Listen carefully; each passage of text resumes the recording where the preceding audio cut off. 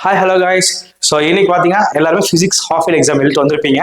So கண்டிப்பாக எல்லாரும் செம்மையாக பண்ணியிருப்பீங்கன்னு நினைக்கிறேன், நம்புறேன். ஏன்னா நம்ம கொடுத்த பிடிஎஃப்க்கு எல்லா கொஸ்டின்ஸும் அதில் வந்திருக்கு. ஸோ ஜஸ்ட் அதை வச்சு ஒரு அனலைஸ் பண்ணலாம், ஓகேவா? ஸோ ஃபிசிக்ஸில் என்னென்ன கொஸ்டின்ஸ் வந்திருக்கு, நம்ம கொடுத்த கொஸ்டின்ஸ் எவ்வளோ வந்திருக்கு, எல்லாமே ஒரு அனலைசிங் மாதிரி பண்ணி ஒரு வீடியோவாக போட்டிருக்கோம், பாருங்க, சரிங்களா? So maximum number of questions எல்லாமே கிட்டத்தட்ட நீங்கள் சென்டமே எடுத்துருந்துருக்கலாம். எல்லா கொஸ்டின்ஸுமே நானே போட்டேன்.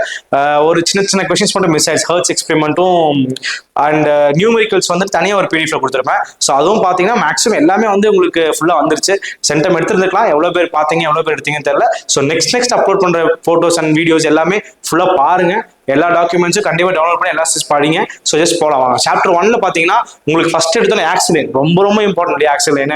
ஸோ அதான் சொல்லியிருப்பேன் உங்களுக்கு வீடியோவில் கூட, அதே கேட்டாங்க கொஸ்டின்ல. ஸோ அதுக்கப்புறம் பாத்தீங்கன்னா 2 மார்க்ஸ் 3 மார்க்ஸ் பெருசா ஃபர்ஸ்ட் லெசன் கேட்கல ஆக்சுவலி.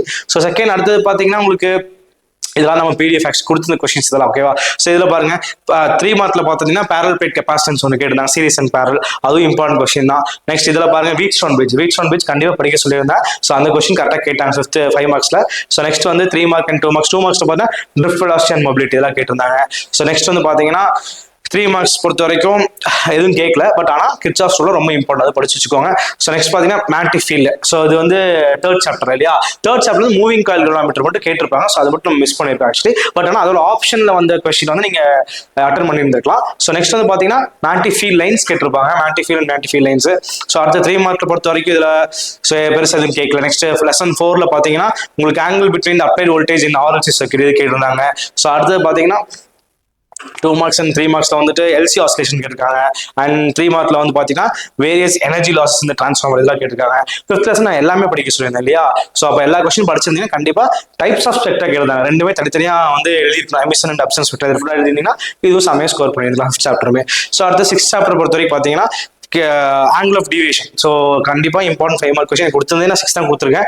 ஸோ ஷுவராக ஒன்று படிச்சிருந்து அட்டன் பண்ணியிருந்துக்கலாம். Why do star twinkle, total internal reflection இதெல்லாம் கேட்டிருந்தாங்க 2 மார்க்ஸ் அண்ட் 3 மார்க்ஸ்ல. So relation between F and R இந்த கொஸ்டின்ஸும் கேட்டிருந்தாங்க. ஸோ லெசன் 7ல பார்த்தீங்கன்னா equation of bandwidth in Young's double slit. So எல்லாமே வந்து நம்ம ஆல்ரெடி டிஸ்கஸ் பண்ணதான் ஃபுல்லாக கேட்டிருக்காங்க. இந்த பிடிஎஃப் ஃபுல் தரவு பண்ணிங்கனாலே போர்டு எக்ஸாம்லேயே ஈஸியாக ஷுவராக சென்டம் எடுத்துடலாம். ஸோ அடுத்து பார்த்தீங்கன்னா லெசன் 7ல ஸோ பேண்ட்வித் கேட்டிருந்தாங்க. அடுத்தது காம்பவுண்ட் மைக்ரோஸ்கோப் கேட்டிருக்காங்க. ஸோ அடுத்த 2 மார்க்ஸ் பொறுத்த வரைக்கும் உங்களுக்கு வேற என்னது 3 மார்க்ஸ் 2 மார்க்ஸ்ல எதுவும் கேட்கல. ஓகே, நெக்ஸ்ட் பார்த்தீங்கன்னா போலரைட்ஸ், யூஸ் ஆஃப் போலரைட்ஸ் கேட்டிருக்காங்க 3 மார்க்ஸ்ல. ஸோ அடுத்தது பார்த்தீங்கன்னா லெசன் 8 பொறுத்த வரைக்கும் உங்களுக்கு இதுல வந்துட்டு வாட் இஸ் போட்டோ செல் கேட்டிருக்காங்க, டீப் ப்ராக்லி ஹைபோதசிஸ் கேட்டிருந்தாங்க. ஸோ அடுத்தது பார்த்தீங்கன்னா 3 மார்க்ஸ்ல அது ரெண்டுமே அதுலேயே வந்து 2 மார்க்ஸ் 3 மார்க்ஸ். இதுல வந்து law of radio 5 marks. Next பார்த்தீங்கன்னா ஸோ 3 மார்க்ஸ் என்ன கேட்காங்க, இதுல De Morgan's first and second theorem கேட்காங்க இல்லையா? ஸோ இந்த மாதிரி கொடுத்த பிடிஎஃப்ல ஃபுல்லா படிச்சீங்கன்னா செம்மையா ஸ்கோர் பண்ணிருக்கலாம். பயாசிங் வந்து டிரான்சிஸ்டர் பயாசிங் கேட்டிருந்தாங்க. ஸோ அண்ட் அடுத்தது பாத்தீங்கன்னா advantages and limitations of frequency modulation கேட்டாங்க, ஆம்ப்ளிடியூட் மாடுலேஷன் கேட்டிருந்தாங்க இல்ல, சரிங்களா? ஸோ இதெல்லாம் ஃபுல்லா தரவா படிச்சிருந்தீங்கன்னா செம்மையா ஸ்கோர் பண்ணிருக்கலாம். இதே மாதிரி போர்டு எக்ஸாமுக்கு ஒரு அப்டேட்டட் பிடிஎஃப் அனுப்புறேன். ஸோ அதுவும் பாருங்க, லிங்க்ல உங்களுக்கு வாட்ஸ்அப்ல எல்லா பக்கமும் அனுப்புறேன், நாங்கள் ஷேர் பண்ணி விடுறோம். ஸோ இதெல்லாம் ஃபுல்லா பாருங்க, சப்போர்ட் பண்ணுங்க. ஸோ ஃப்ரெண்ட்ஸ்க்குலாம் ஷேர் பண்ணி விடுங்க. சேனலை சப்ஸ்கிரைப் பண்ணுங்க, லைக் பண்ணுங்க எல்லா வீடியோஸ்க்கும். ஸோ ஷேர் பண்ணி விடுங்க. Thank you for supporting. தேங்க்யூ.